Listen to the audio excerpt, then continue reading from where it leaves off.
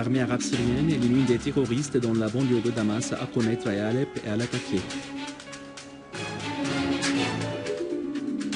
L'Iran et la Russie affirment que les États-Unis adoptent la politique de double standard dans la lutte antiterroriste. Les forces irakiennes abattent des dizaines de terroristes de l'État islamique à Kirkuk et à Tikrit.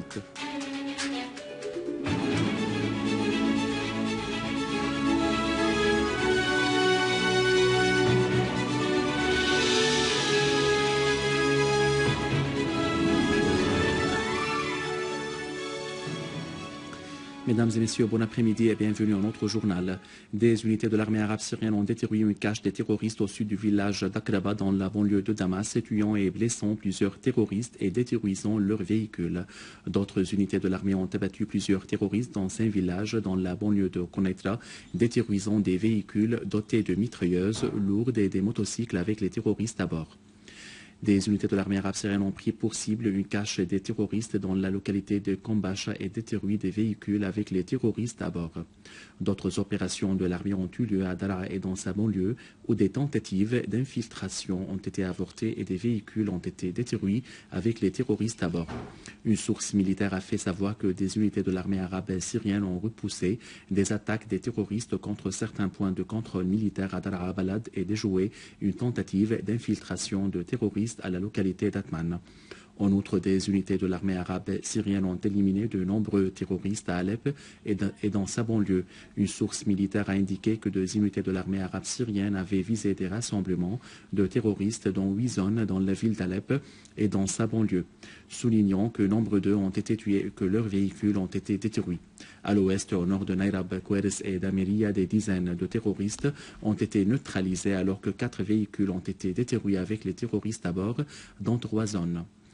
Dans la banlieue nord de l'attaqué, des unités de l'armée arabe syrienne ont liquidé 17 terroristes dont la majorité appartenait à des nationalités étrangères et blessé d'autres dans les 2 localités de Khadira et Atira. Un entrepôt de roquettes et un canon de 23 mm ont été détruits dans la même zone. Dans la banlieue de Damas, des unités de l'armée et des forces armées progressent à Adra Balad et Jobar, faisant des tués et des blessés parmi les terroristes. Des unités de l'armée arabe syrienne continuent d'avancer à Adra al-Balad, faisant des tués et des blessés parmi les terroristes au moment où ils tentaient de s'enfuir vers la ville de Douma. De grands nombres de terroristes ont été éliminés dans des opérations de l'armée à Tel Kurdi et à l'est de Tel Sawan. Les armes et les munitions des terroristes ont été également détruites.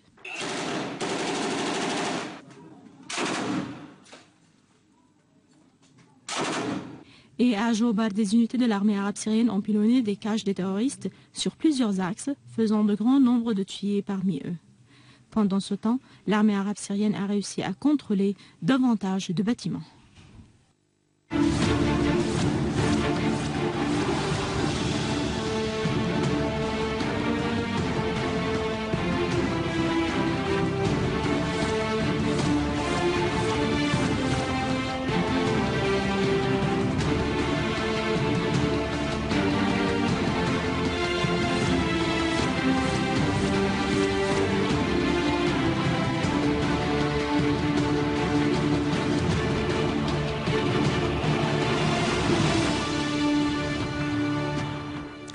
Les États-Unis et leurs alliés ont mené des raids sur les positions du réseau terroriste de l'État islamique dans la ville de Boukamal, dans la banlieue de Deir ez-Zor.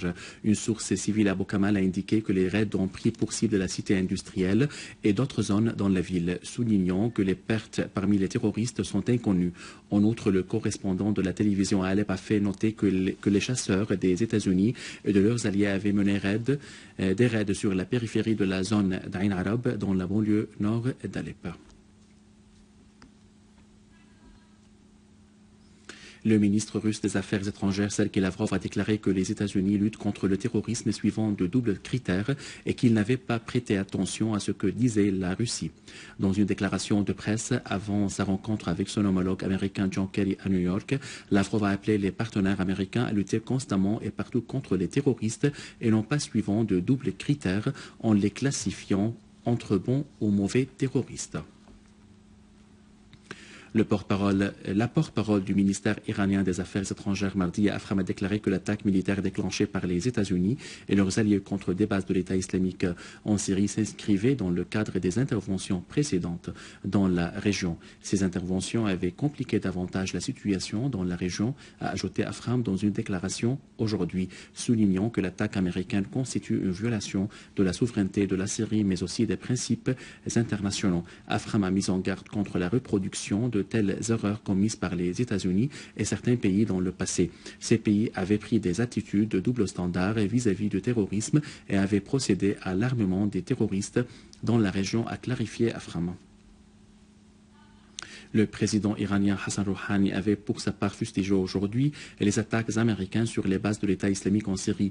Au cours de sa rencontre avec le secrétaire général de l'ONU Ban Ki-moon, Rouhani a qualifié d'illégitimes les frappes américaines qui s'étaient déroulées sans l'accord de la Syrie ni l'approbation du Conseil de sécurité.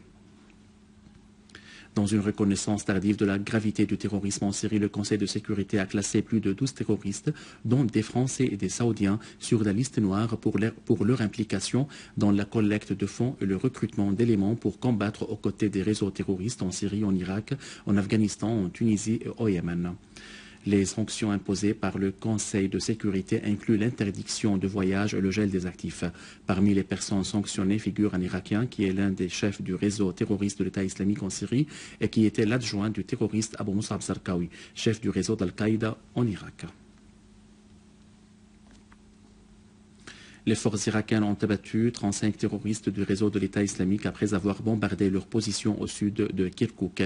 De même, les forces irakiennes ont détruit 4 véhicules avec les terroristes à bord au sud de Tikrit en repoussant une attaque du réseau de l'État islamique. Par ailleurs, des terroristes de l'État islamique ont détruit la mosquée historique d'Al-Arba'in au centre de Tikrit par plusieurs charges explosives. Dans le gouvernorat de Salah ad-Din, les forces irakiennes ont tué 10 terroristes de l'État islamique et détruit 4 de leurs véhicules dans un raid au nord de la localité de Dalouaïa.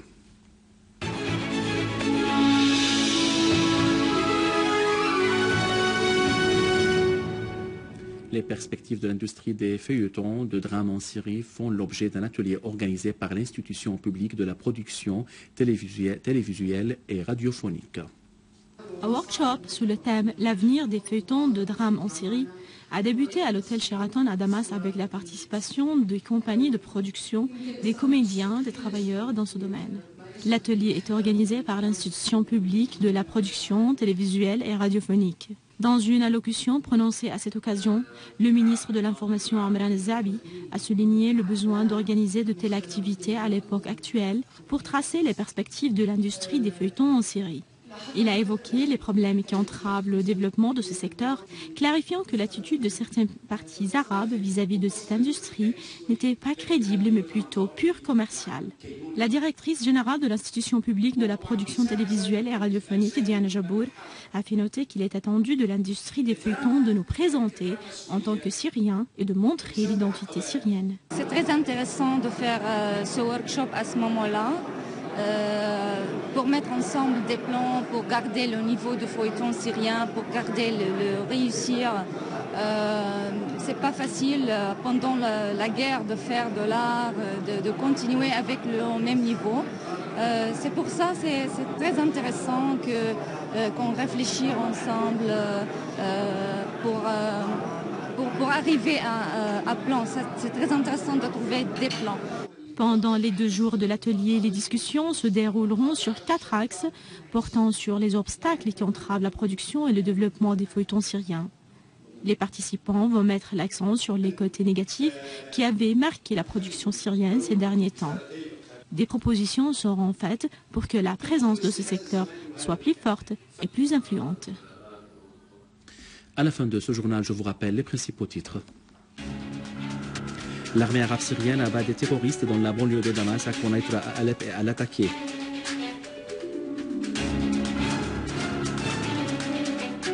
L'Iran et la Russie affirment que les États-Unis adoptent la politique de double standard dans la lutte antiterroriste.